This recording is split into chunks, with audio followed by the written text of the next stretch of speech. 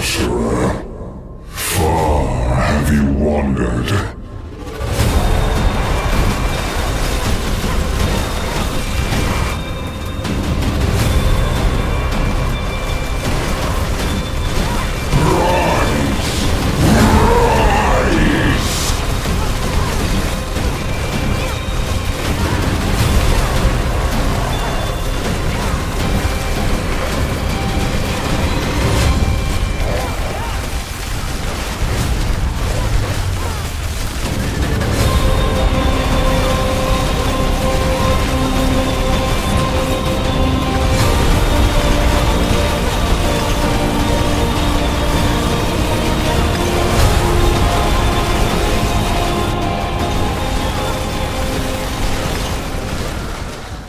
What is going on, my fellow nerds? OperatorOtter here. I hope you're having a wonderful day, and with this video, it gets just a little bit better.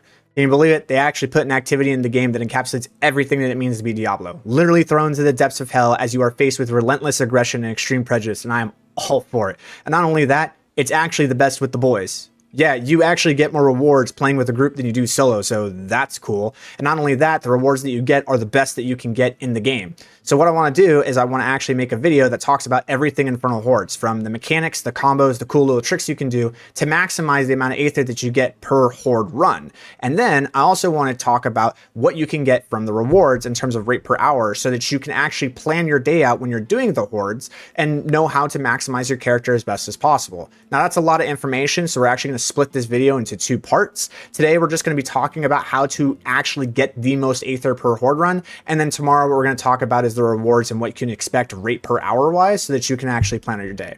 But without further ado, let's get started. So what is the Infernal Horde? Simply put, it is a round-based roguelite, meaning that you will have rounds like boxing, but after every round you will get a choice of something that will modify how you will experience future rounds in a positive and negative way. The main objective of Infernal Hordes is to obtain the most amount of Aether as possible by the end of the run. Aether is currency by which you will use to spend on 4 chests at the end to receive the rewards of your choice. Your first round will have no modifiers to anything and will present to you the basic mechanics of the Horde. As you start killing monsters in the Horde, there will be a bar that starts filling up on the right side of your screen. This bar is your Aether event spawner. When it fills, you will spawn an Aether event in one of 4 random corners of the area that is pinged on your minimap. When you complete this Aether event, you will receive the currency Aether and obtain progress to the Aether event bar. There are 3 Aether events: Etheric Masses, Etheric Fiends, and Soul Spires. Etheric Masses are big blobs that emit damaging waves in an area, but you can kill them from a distance and they will spawn even if you are not near them. Etheric Fiends are these pustules that will grow and then spawn a named elite that you must kill. Etheric Fiends events must have you walk to the event to initiate the spawn of the Etheric Fiend, but you do not need to stay in the area for the Etheric Fiend to spawn, and it will follow you anywhere in the arena. Soul Spires are in an area in which you must stand in and kill 30 targets to complete. Stepping outside the zone will no longer count any kills towards the target of 30 kills. The best way to handle each event is as follows. For Etheric Masses, you will usually see the wave of area damage before the actual blob, and that lets you know it's an Etheric Mass. Just kill it from range, staying as close to the center as you can. For Etheric Fiends, walk to it and have it spawn, but then immediately move either towards the next event or the center of the map. The Aether Fiend will spawn and then follow you wherever you go. This is exceptionally useful if, say, the next event that spawned is a Soul Spire and you have now already arrived at that event without wasting any time. For Soul Spire, place yourself on the edge closest to the center and start attacking wherever the density is. This will allow you the shortest distance to return to center. The reason we prioritize trying to be in the center as much as we can is that the Aether event spawns are random, and therefore by being closest to the center, we allow ourselves the shortest distance to the next event. Each Aether event will spawn 2 Aether each. At the end of the round, you will receive 3 choices, one of which you may choose from that gives a boon that will affect in some way how you receive Aether directly or indirectly, and a curse that will do the same but in preventing you from receiving Aether. When you first start performing Hordes, this can be overwhelming when guessing what may be a good or non-optimal choice because, well, you just don't know. But through thorough testing and talking with many top-tier players, I have composed a list of each selection and combos that go according with them. Okay, so this is the Google Doc sheet that we can find in the link in the description below. It literally goes through all of the modifiers to the burning curses that you have. I'm not going to go through every single one here because that'd be a lot of time, but I do want to go over some specific ones for the boon or for the like tier list, right?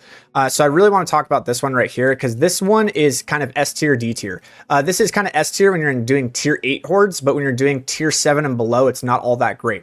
The reason being is that you have to devote 2 of the boons so that you can actually get an extra Hellborn, and this only works if you actually have the other Hellborn modifiers. So it's like you chose all the Hellborn modifiers, and then this is the very last one that you choose. But if you choose this one first, essentially what happens is that you're devoting 2 so that you can get 1 Hellborn spawn, because I have tried this many times. I have looked at this, maybe I'm wrong, but Hellborn do not spawn on literally every single Hellfire. It's just on one of the Hellfires per round. So you're literally wasting 2 boons to get 1 Hellborn spawn, which is really good in the super late game, like tier 8, but not great when you're doing like tier 6, tier 7, you don't have that many waves.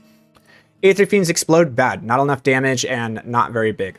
You have infinite resources, but you're slowed from the masses. You don't want to be slow. You need to be fast.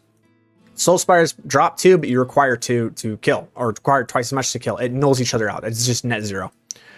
The Aether Lords are just too tanky, man. They're just too tanky. Maybe in lower levels you can kill them really fast, but even then, they're just not worth the amount of Aether that they give. They're just not. There are better options.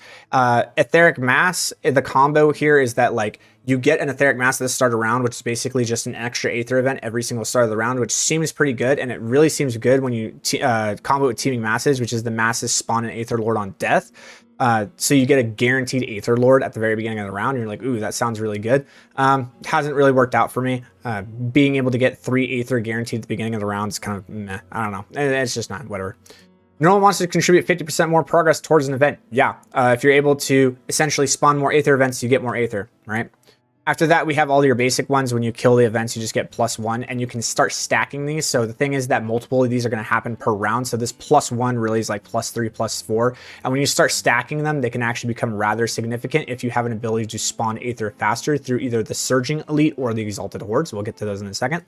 Spell Council and the Butcher are great at the end. When you're at the beginning, not so great because these are a one-time thing and there are options that scale into later levels. So like I chose Hellborn at level 2. This is going to be Hellborn for every single round, and they will give me more than 15 or 25. But at the very end, on the last wave, choosing one of these is usually the best option. For Invigorating Hellborn, super good, but you need to have the Hellborn ones first. Don't choose this before these ones. Don't like have a choice of, oh, I can choose Exalted Hellborn and Invigorating Hellborn. You go for Exalted Hellborn, right? It's a great pick. It allows you to kill things super, super fast, but there are other ones that are better. Surging Elite is probably the most underrated one. Elites give significantly more progress to your Aether event bar than normal mobs. So the fact that you can spawn them twice as often significantly increases how many Aether events you can spawn. So this is one of my absolute faves. And then we have the Hellborn. All right, let's talk about the Hellborn, because the summon Hellborn, essentially there's 2 Hellborn that spawn, and you kill each of them, you get 3 Aether each that day. When you have Exalted Hellborn, each of those drop +1 Aether now. So now it's 4 per, and there's 2 of them, so you get 8 total. And then you have Surging Hellborn, which this is a double boon. This is not a curse. Hellborn drop +1 Aether, so now each one drops 5, but you add 1 Hellborn per pack, so now you have 3 of them instead of 2, so it goes from 8 to 15, and I kind of want to show a little illustration here what I'm talking about. So here's Summon Hellborn, you get 3 per, that's 6. Exalted, you get an extra Aether per, so now that's 8, and then on the Surging Hellborn, you get 3 Hellborns, but you get 5 per, and now you have 15 per pack. And they spawn really often when you get all 3 of these. So the Hellborn have just been shown to be like the absolute goated option, and this is how people are able to break records into like the thousands of Aether per run. Alrighty, so now what we're going to do is we're going to talk about the combos that you can do, and there's really like 2 of them. Really, there's actually 1, but if you can't get that one, this is the one you're forced into, and it's unfortunate because it drops just so much less Aether than the best option, but it's the option that we got, right? This is the Aether event stacking. Essentially, you're just taking all of the ones that are giving you extra Aether when you complete an Aether event, and you're going to stack that with Surging Elite, which is going to give you twice as many Elites, and Elites give you significantly more progress towards the Aether bar than normals. And then you also take the one where normal monsters contribute 50% more progress towards the event. So you're just proccing a lot of Aether events, and each of these Aether events are getting plus Aether per time you do it because you've taken those boons.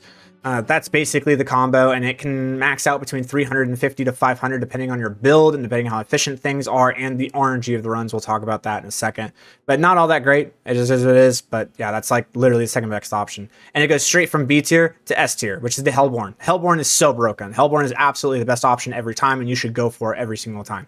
So the way you do this is you take every single Hellborn one, so that when you get to the Surging Hellborn, you have 3 Hellborn that are going to drop 5 Aether each. You mix this with the Surging Elite and Exalted Hordes, which is the same thing as down here. You're just going to spawn so many more Aether events, and because Hellborn count as Aether events, the more Aether events you spawn, the higher chance you have, or the higher amount of Hellborn are going to come. Not the higher amount of chance, but the more Hellborn are going to come because you're just proccing more Hellborn or Aether events. And you have Invigorating Hellborn if it's an option. Once you've gotten all these 3, then you can start taking this. If you can get all 6 of these, you have won the game. The perfect combo is getting all 6 of these, and then the next 2 for wave 8 is going to be the Hellfire Bane and Bursting Rain. That is literally the absolute GOAT combo. There is no better combo in the game than that. And if you get that, congratulations, you have won the lottery. That is a very, very hard combo to get. But I expect you to get 1,000 Aether that run because that is such a broken combo. But that's essentially how the Hellborn combo works. Now, I do want to talk a little bit about RNG here. We had a theory that the specific waves that you choose, so if I chose Aether Masses, if I chose a bunch of the Aether Mass ones, then more Aether Masses would spawn, and I could combo this with the Teeming Masses so that I could get a bunch of Aether Lords to spawn. Come to find out, nope, Chuck Testa, literally it's just RNG. What Aether events spawn is pure RNG. And I have had one where I had Exalted Hellborn, and I got 1 Hellborn pack. And then the next wave, I got 7 Hellborn packs. So it's just complete random RNG in terms of what Aether events you're going to have. But the best thing that we can do to be a controllable factor is just spawn more Aether events. If we spawn more Aether events, we're going to have a higher chance that we're going to see at least one of the ones that we want because these are the boons that we've chosen. Alright, that brings us to the conclusion of this video. Pretty short and simple to the point about how to basically maximize your Infernal Horde runs. It's really actually not that hard once you know what the combos are and basically how to actually play the Infernal Hordes in terms of how to position yourself and how you should be mechanically moving.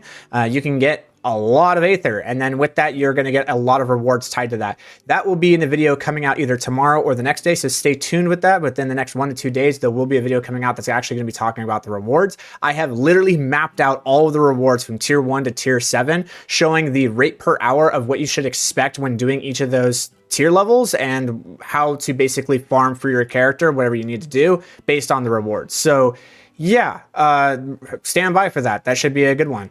Other than that, I don't have anything for you. Have a wonderful day. Go have fun in Infernal Hordes, kill all the Hellspawn, do the things, and have a good time with the boys. Operator Otter, out.